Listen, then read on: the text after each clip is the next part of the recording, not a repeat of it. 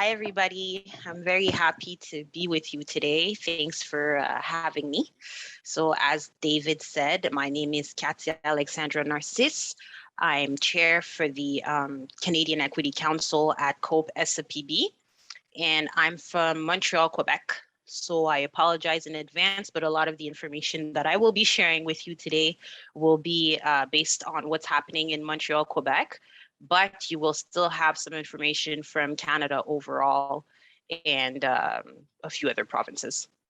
So before we dive in to all this information that I will be sharing with you today, I wanted to break the ice with you by playing a game of Black Jeopardy.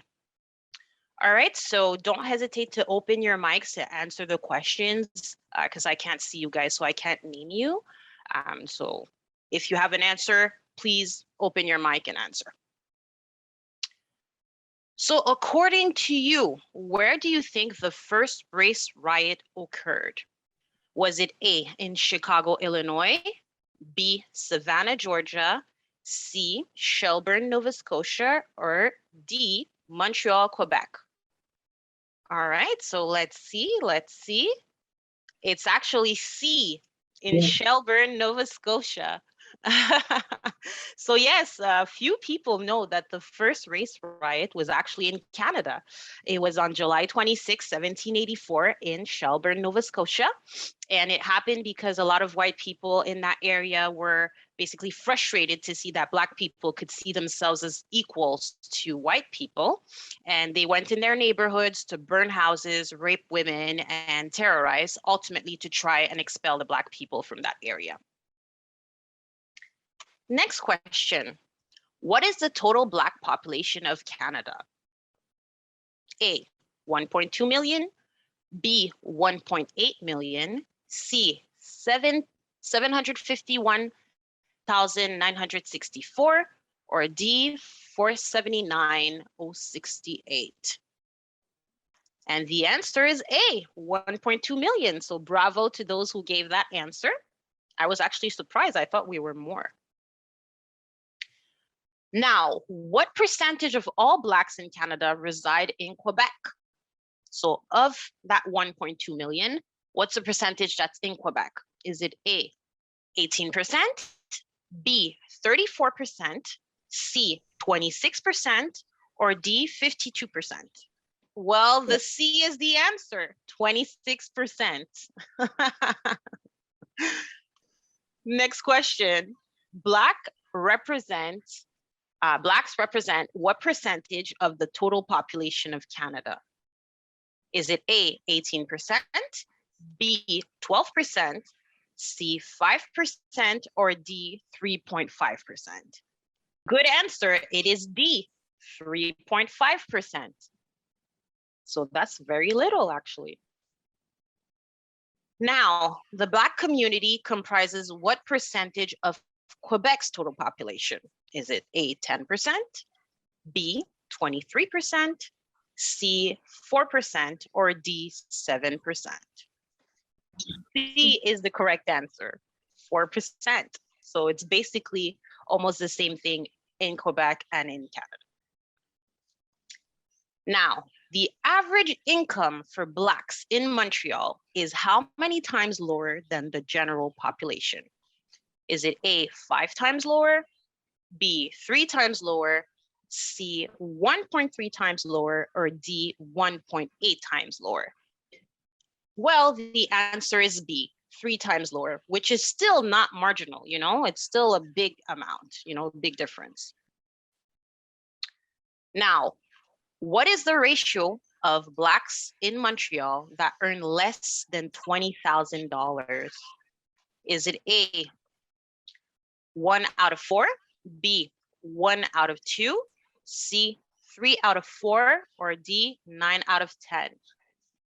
Well, I'm sad to say it's actually 3 out of 4, which is tremendous. I was crushed by this number, actually. Now, the unemployment rate. So the unemployment rate in Montreal is how much higher for Blacks? Is it A, 5 times higher, B, 2.5 times higher, C, 3 times higher, or D, 1.5 times higher? The C. answer is actually B, 2.5 times higher. So that's not negligible. Okay, a true or false now. The level of unemployment for Black university graduates is identical to that of non-Blacks who have not completed high school. Is that true or false? Yes, it is true, which is very, very troubling, but it is true. What percentage of Blacks in Montreal live in poverty? A, 18%, B, 43%, C, 57%, or D, 29%. It's actually C, 57% of Blacks in Montreal earn less than $20,000 a year. I'm gonna let that sink in. Now, I have a few more stats for you. So basically 16% of hate crimes in 2007 were perpetrated against Black population. Black males in Toronto are 3 times more likely to be stopped or asked for identification by police. Racialized Canadians earn an average of 81 cents to the dollar compared to other Canadians. And one that's very sad for me is that Black people are dramatically overrepresented in the Canadian prison system.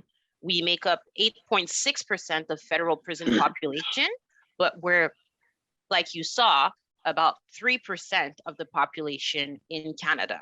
But what's even more troubling is that between 2003 and 2013, the incarceration levels among Black population in Canada increased by 90%.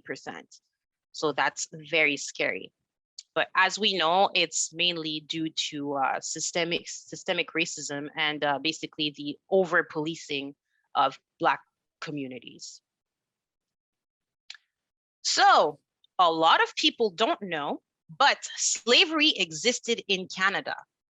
So in Canada, slavery was basically not only Black slavery, you had Indigenous slaves as well. Actually, the majority of slaves were Indigenous, but you also had Black slaves. But yes, it did exist. And unfortunately, that's something that we don't hear often enough in our history classes, and we don't read it in our history books. Did you know that during the Black History Month, even if it's Black History Month, you have to debate if you can actually discuss these issues surrounding slavery and Black history in classes. You know, I just read, actually I heard in a news report that they were saying that in the US in 2021, 2022, the amount of banned books skyrocketed. And when we talk of banned books, you can guess that the books that are being banned are related to race relations, gender identity, and sexual education. So very sad to say, but we're not discussing it more in schools right now. So back to slavery now. In Canada, slavery was present in 5 provinces. So you had slaves in Quebec, Ontario, New Brunswick, Nova Scotia, and Prince Edward's Island. Does anyone have an idea of why it was only these 5 provinces? A lot of people think that, oh no, we just had 5 provinces that had slaves, but no, at the time, these were the only provinces that existed. They didn't develop Western Canada yet. And basically, so that's a little dirty secret of Canada, you know, that we had slaves. And, you know, as I said, you rarely find scholarly publications or popular publications that talk about this history. All right, so as I was telling you before, the majority of slaves were Indigenous, but we did also have Black slaves in Canada. And basically during the American Revolution, that number rose significantly because Canada, you know, gave a warm welcome to British Empire loyalists who were fleeing the US to come here in the north, and they were allowed to enter the country with all their possessions, and their possessions included their slaves, and their slaves were Black. So that number went up significantly. And you'll be maybe surprised to learn that in Canada, a lot of different categories of the population owned slaves. You had government officials, you had members of the Supreme Court, professionals, the military, seniors, name it, they had slaves. I even read of hospitals that own slaves and hotels. Now, even though slaves and their exploits are rarely recognized or celebrated here, or even in the US, till this day, we have many statues, parks, metro stations, institutions that serve as a celebration of well-known slave owners. For example, you have La Vérendrye, which is celebrated throughout Canada. You can find parks and rivers and monuments that are erected in his honor. But La Vérendrye, who is often depicted as a heroic figure, was basically credited to open up Western Canada, while he's also one of the principal people responsible for opening up Canada's slave trade. So even though he was one of the major slave traders, he's celebrated in a lot of places in Canada. You have the example also of Calixa Lavallee, which is the known composer of the O Canada anthem. Well, I'm sad to say that dear old Calixa Lavallee was a performer of Blackface minstrel troops. He toured with the American Blackface minstrel troops. He composed minstrel music, which included coon songs. And, even though he did all these dirty things, in Quebec, there's schools that are named after him, and there's also a municipality named after him. And we also have the story of James McGill, which is the founder of McGill University. Well, Mr. McGill was a fur tradesman back in the day, and he was also a politician, but he was known to own slaves. We know that he had 2 Black slaves and 3 indigenous slaves. And some people try to claim that he might have been, a good slave owner and that he respected his slaves. But even that is put into question because it is recorded that the slaves that he owned died very young. At the time, they used to say that the approximate age of death of indigenous slaves was around 18 years old. And for Black slaves, it was around 24 to 25 years old, while his slaves died even earlier than that. So even that's brought into question. So Canada abolished slavery on August 1st, 1834, but many states in the US had already did so a long time before.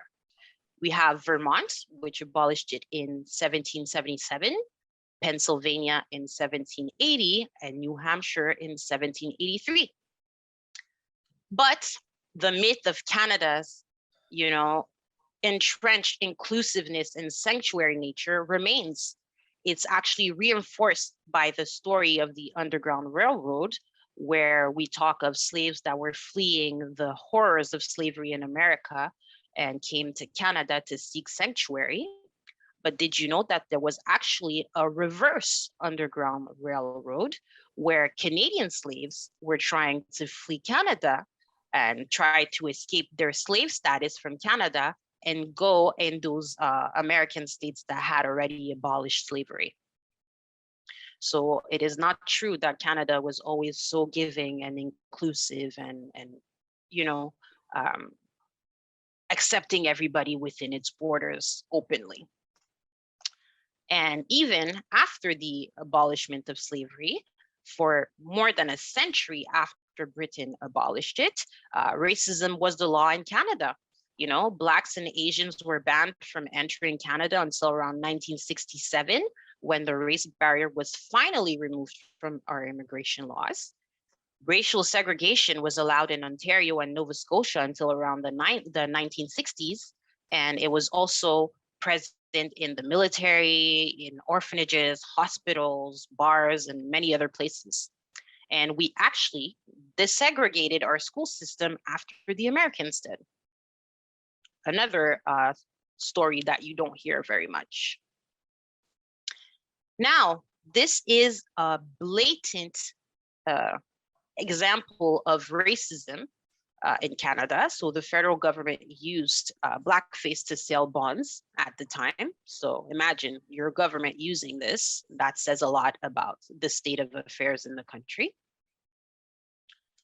But now the portrait of discrimination nowadays may have changed. It's not as in your face as it used to be, but it still exists. You know, unfortunately, Black people around the world suffer hair discrimination. You know, for Black people, our hair is like our mental to our community. You know, it's a way for us to express our sense of identity, to pay homage to our ancestors, or even make a statement. But in predominantly white societies, that often can be a problem. And for that, to try to stop discrimination in the US in 2019, Dove, in collaboration with the organization Color of Change and the Western Center on Law and Poverty, launched the Crown Coalition. Crown, which is actually standing for Create a Respectful and Open Workplace for Natural Hair. And basically, this coalition was built to help push anti-hair discrimination legislation all over the country. Since then, the first state that actually signed and passed that law was California in June 2019. And since then, I believe there's about 11 states that have also followed suit. So I know that part of those states, you have New York and Colorado, for example. But yeah, so that's some positive work that has been done. But we know that even if a law is put in place, it doesn't mean that it won't be broken. So there's still a lot of work that remains to be done. And we still have a lot of states that need to pass that law. Now, in Montreal, Quebec, this is basically an example from over where I live. Sadly, Janae Dopewell Bailey was stabbed to death outside of his school on October 2022. And even if Montreal police has stated that he did not have a criminal record and that as far as they were concerned, he was not a member of a street gang, the media still reported his killing as being linked to gang activity. And when his mother invited the mayor of Montreal and the prime minister of Quebec to his memorial, none of them showed up. Now, in contrast, you have this other sad story of Thomas Trudeau, which was shot also in October 2022. So he was shot dead in October 2022. And in his case, the media reported that he was linked, he was killed for no apparent reason. So they didn't understand why he was killed.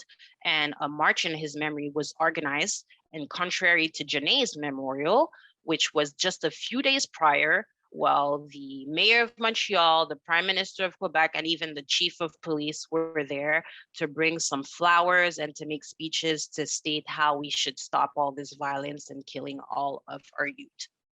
So very, very different coverage and very different reception from our government.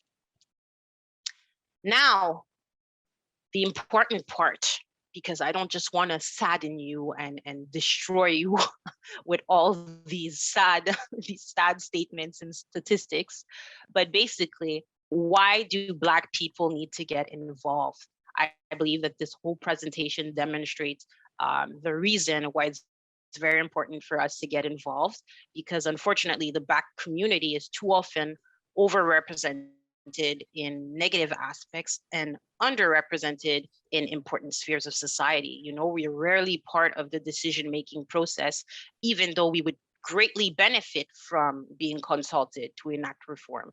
And I believe that society as a whole would also benefit if more Black people were involved in the process.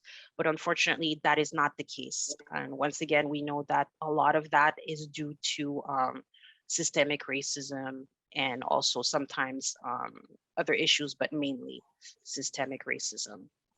And we also need to see more people of color in high places. We need more people of color in the media, government, executive boards, union leadership, school boards, name it, you know. If more Black people were involved in all those areas and all those institutions, well, we would have better media coverage, less biased media coverage, and we would also have, you know, more people that look like us in high institutions, and it would also increase the number of people who would want to get involved from there, because, you know, decision making needs to be seen through the lens of Black people in order to ensure that we reduce the blind spots in our legislations. And we know that blind spots lead to further discriminatory practices, and that's not something that we want. And who would be better placed than Black people to talk about what they experience in terms of systemic racism? You know, they're the ones who live it, along with other racialized communities, of course. But I believe that, you know, our leadership should be more representative of the people that it represents. And even though all these barriers are there in our way, trying to prevent us to actually strive to do these things, but we should really fight and find our places in this world and in our society. So I think that the message to you know, keep in mind is really that we need more Black people and more people of color involved in all our institutions, and it's time for change. So thank you very much for your attention.